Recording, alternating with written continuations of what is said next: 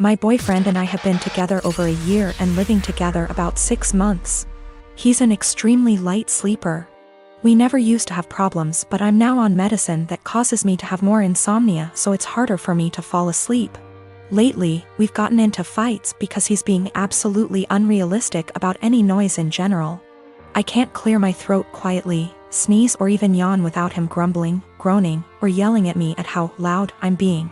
When I say yawn, I don't mean some exaggerated TV yawn, but literally the sound of me silently taking in and expelling air from my mouth 3-4x over the course of 2 hours sets him off.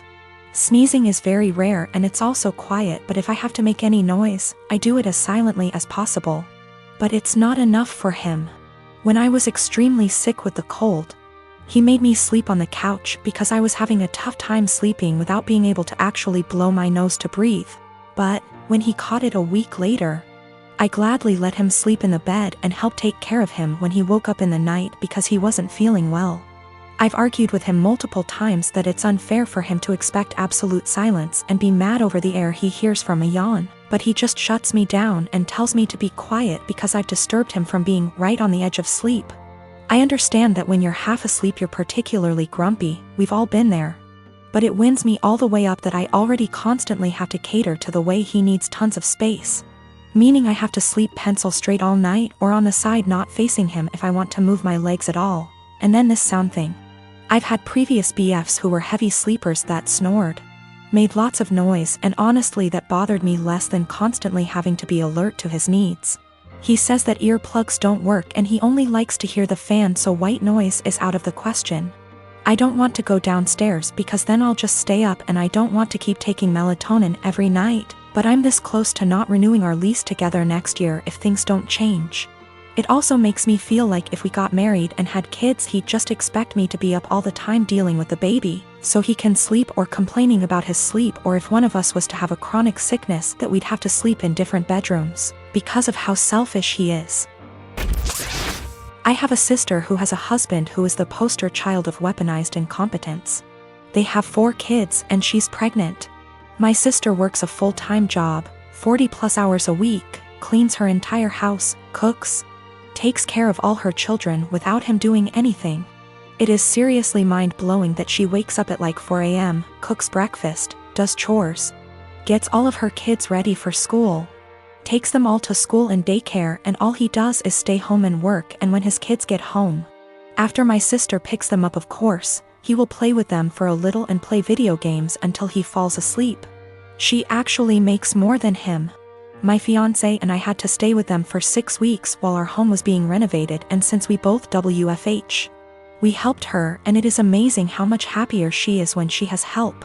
I helped with the kids, and my fiancé even drove her to doctor's appointments.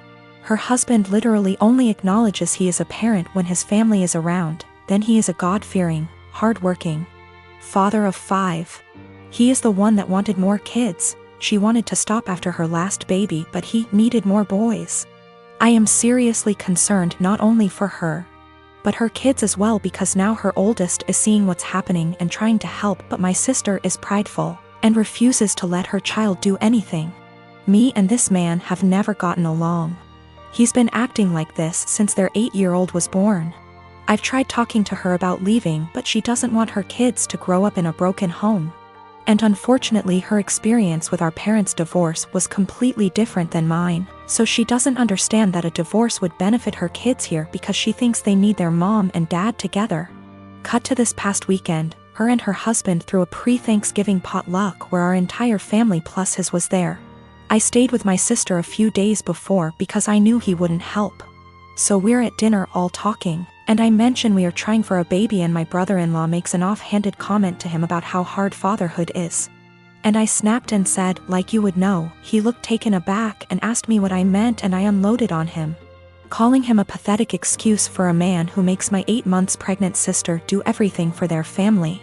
I went off for a solid 10 minutes and he sat there shrinking in his seat. I left. Last night my sister called me and thanked me for standing up for her and told me she appreciated me. Although today I got a very nasty text from him telling me I'm a terrible person and because I lied In front of his family his mom is angry at him and is moving in with them to help her out, and I've made him the laughingstock of his family. He certainly thinks so. In the past month my older brother's fiancée left him. This meant he lost his house because the home they lived in was in her name. He lost his vehicle because what he was driving was her old car. He also lost his job because he was so focused on his breakup that he was constantly making mistakes. He moved in with our parents who live about 5 minutes away from my husband and I. I do have a lot of sympathy for him. He literally has nothing, no home, no car, no job, no relationship. The problem is, this is third time this has happened to him. That's right, he has had 3 fiancées leave him now, and every time he winds up losing everything.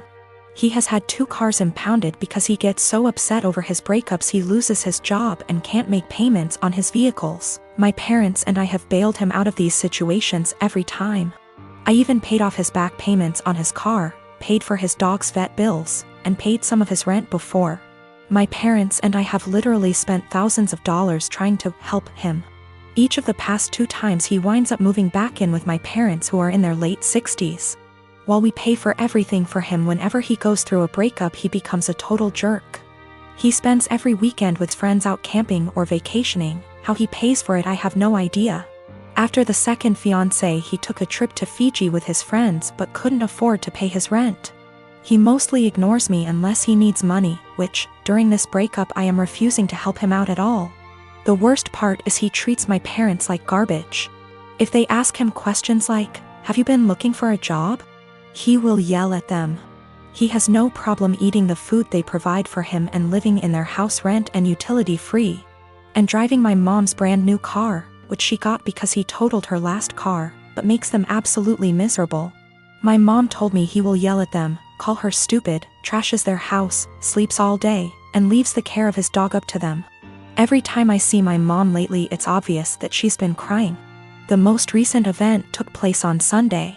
In an attempt to get him out of the house for a while I offered to take him out in our boat. He seemed super excited about it, and when he's excited he can actually be a lot of fun to be around. He tells me he's hanging out with friends but will be back in town Sunday afternoon. Sunday afternoon rolls around and he's nowhere to be seen. I get a text around 6 p.m. that he's decided to go to a local tourist destination with all his friends. They are going to tube down a river. I'm bummed because I was honestly looking forward to it and because my brother has once again chosen his friends over his family. But it's whatever, I honestly don't rely on him for anything, so it's not that big of a deal. But then I find out he's driving my mom's car and she has to be in her office early Monday morning. Then the peaceful protests in our town turn into full-on riots and my brother is still not home. At this point he can't get home because they've blocked off access to our town, so he just stays with his friends, and I wind up taking my mom to work.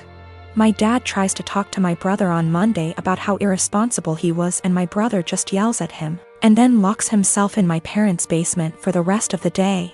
My parents are miserable. They want to help and have always said they will do anything for us kids. But they are just enabling my brother every time they bail him out. My dad has major health problems that are being exacerbated by the stress my brother is causing.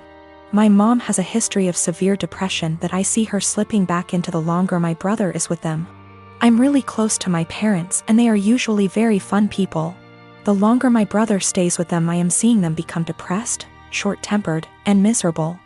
I tried telling them to kick him out, one of his friends would surely take him in. But they insist that they don't want to leave him homeless.